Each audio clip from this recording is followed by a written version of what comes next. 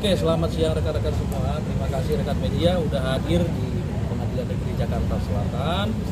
Ini hasilnya mediasi. Hasil mediasinya ini hari ini kami menolak ya yang namanya penggantian kerugian dari penggugat. Tapi kami sepakat untuk membatalkan perjanjian antara Zoe dengan manajemen artisnya. Intinya kami tidak menerima adanya disuruh mengganti kerugian karena kami tidak merasa Zoe itu menerima uang sejumlah yang dituduhkan. Itu intinya, gitu loh. Tapi duduk perkara yang sebenarnya. Kalau di media beredar, Zoe ataupun ibunya melakukan adanya upaya-upaya penipuan, ujuk rayu dan lain-lain. Itu nggak benar. Tidak benar, tidak ada buktinya. Loh, kalau memang dia melakukan upaya yang diduga pidana, harusnya dia tempuh apa? Lapor polisi. Ini laporan polisi juga tidak ada. Bagaimana orang disebut sebagai pelaku penipu harus ada polis putusan pengadilan? Nggak ada sama sekali. Jadi ini mengada-ngada yang ujungnya ternyata minta ganti rugi. Ini kan udah nggak nyambung gitu. Sementara klien kami ya ini mengalami depresi yang berat. Kenapa? Semua orang mengalami kalau dalam pengadilan itu stres, nggak bisa bekerja. Dia mungkin bisa tekanan yang mana nggak fokus dalam bekerja. Kasihan masih muda, udah diseret-seret ke pengadilan. Sebenarnya bisa dibicarakan, tapi ya inilah egonya dari mereka yang tidak mau untuk mengakhiri dengan baik secara baik. Padahal sudah berulang kali untuk mediasi, tapi dia nggak mau sampai detik ini orangnya tidak muncul. Kalau dia serius harusnya muncul. Ini nggak muncul. Kita yang jadi korban ini merasa, loh, kamu yang gugat, kamu sendiri nggak muncul di mediasi, dia muncul. Nih, artinya apa? Bisa menilai lah teman-teman atau publik bisa menilai keseriusan kami menghadapi ini, gitu loh. Mungkin itu yang paling dari kami sementara. Gitu. Dari Joy sendiri gimana? Joy gimana? Cerita Joy. Karena ada masalah ini, jujur aja. Kencengannya ya? Karena ada masalah ini, jujur aja, saya mau kerja jadi nggak fokus. Setiap hari mikirin ini terus.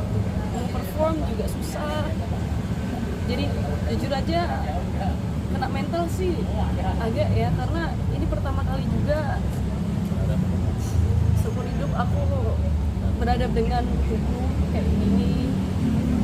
Terus dari pihak mereka bilang kalau misalnya saya nggak pernah izin kalau misalnya perform, padahal ada buktinya semuanya ya. Dan untungnya di sini saya dibantu dengan Pak Indra, baik banget, sama dari Hotman Law Firm. Thank you so much for everyone yang mau bantu saya di posisi seperti ini. Saya cuma bingung ke saat itu, saya nggak ada terima uang di depan, tapi mereka minta ganti rugi. Saya bingung kenapa saya tidak terima uang tapi saya minta ganti rugi. Padahal saya udah anggap dia sebagai kakak sendiri, sebagai saudara sendiri, abang sendiri. IG pun saya nggak unfollow karena saya berharap masih bisa berteman, masih bisa damai.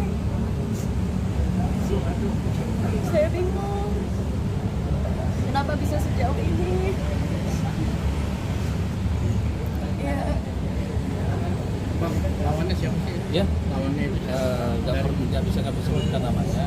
Yang penting dia manajemen artis ya. Nanti akan kami munculkan namanya di media. Teman-teman saya share namanya inisialnya. Bang, gugatnya ini pada tanggal berapa? Putusannya mau Gugatnya ini bulan lalu lah. Ya, bulan lalu. Ini baru agenda mediasi di awal, yang mana sebelum masuk pokok perkara mediasi dulu. Tapi sayang, kami nggak ketemu sosoknya dari awal mediasi sampai saat ini. Prinsipal mereka tidak hadir. Ini yang sangat disayangkan. Minta ganti rugi, ya, tapi orangnya nggak muncul. Mau ngapain dia coba? Mau ngapain coba? Nggak berani berhadapan sama seorang gadis yang masih umur 17 tahun. Pengecut gitu loh. Nggak berani. Hadapin dong kalau memang dia gugat, hadapin. Gitu loh.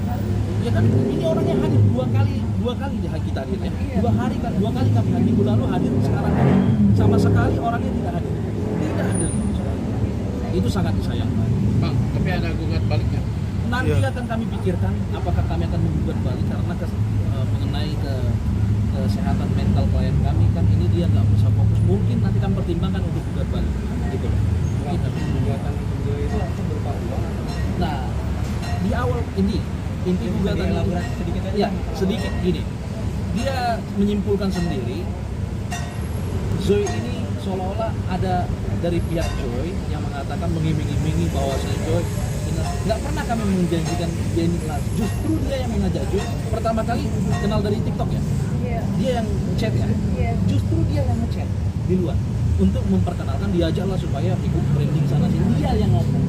Nah akhirnya apa, singkat ceritanya nggak cocok sama Joy lah, tapi semua yang ditudingkan intinya bukan masalah penipuan, tidak, dia merasa ada 3 tanggal Joy itu ambil event di luar, menurut dia tidak izin, dia sudah izin, ada bukti chat izin, tidak bukan beda kalau nggak ada bukti izin, ini izin, ada yang ada yang izin, bahkan udah di screenshot, kita jadikan bukti nanti di pengadilan. Nah yang satu lagi dia mau minta batalkan perjanjian antara manajemen artis dengan Joy.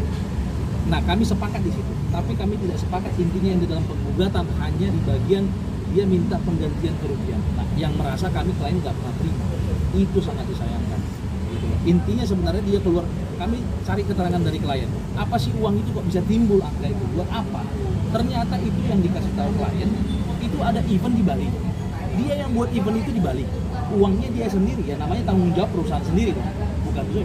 Nah alasan dia untuk memperkenalkan justru nggak kayak gitu konsepnya, justru dia buat usaha untuk branding perusahaannya kan, supaya apa, perusahaannya dikenal orang, dia ngundang bukan hanya Joy di situ, ada pihak lain kok ya dari luar negeri ya, ada banyak ya, ada beberapa ya, DJ satu lagi. ada DJ itu kecuali itu khusus Joy, beda ceritanya, ini ada orang lain yang dia undang, dia keluarkan biaya, kemudian biaya itu diklaim jadi kerugian. Di mana letaknya coba? Nggak nyambung gitu.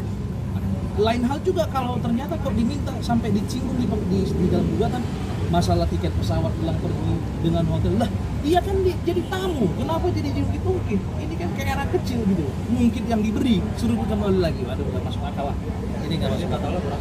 Total kerugian nggak terlalu besar, 100 juta, tapi kan kami nggak merasa terima uang itu 100 juta itu gitu. Nggak ada selimber pun nggak ada masuknya ke rekening, kecuali ini ya uangnya ya gitu. Kalaupun nanti ada beredar isu tanda terima, uangnya bukan kami langsung terima tanda terimanya, orang lain. Boleh dicek, nanti kami akan buktikan. Harapan ke depan. Kronologinya awal gimana sih? Itu sampai diajak gitu. Awalnya kerja sama. Iya, sejak waktu diajak kerja samanya. Jadi waktu awal-awal itu Kencengan aja. waktu awal-awal itu saya live biasa di TikTok, terus aku lihat komen tuh, jadi waktu di TikTok itu saya sering baca komen TikTok, terus waktu lihat dia bilang gini, Kak Zoe mau nggak live bersama anjing saya namanya Jagger. Dia bilang oke, boleh gitu. Akhirnya apa tuh bikin konten sama Jagger itu. Nah saya sebenarnya waktu itu dia nanya, oh ya udah Kak Zoe mau dibayar berapa? Saya bilang nggak usah bayar, nggak apa-apa, karena ya bikin konten sama anjing seru juga gitu. Kadang-kadang menurut saya nominal itu nggak penting, yang penting konten, yang penting fun gitu. Makanya saya bingung, kembali lagi ke tadi, saya udah anggap dia sebagai abang sendiri, dan saya cuma bingung aja. Saya nggak pernah terima uang di depan, kenapa kok saya diginiin gitu. Artinya dia nggak pernah terima. Jadi Trauma nggak sih? Ya jujur aja ini trauma sih sebenarnya buat saya dan buat kalian yang nonton sekarang ini. Hati-hati dengan orang, hati-hati dengan kontak, janji manis, hati-hati, karena kita nggak tahu meskipun orang itu teman dekat, meskipun orang itu saudara, kita tetap harus hati-hati, baca 2 kali, karena kita nggak tahu ya. Jadi buat kalian di sana hati-hati ya, ini pelajaran buat saya. Oke. Thank you. Makasih.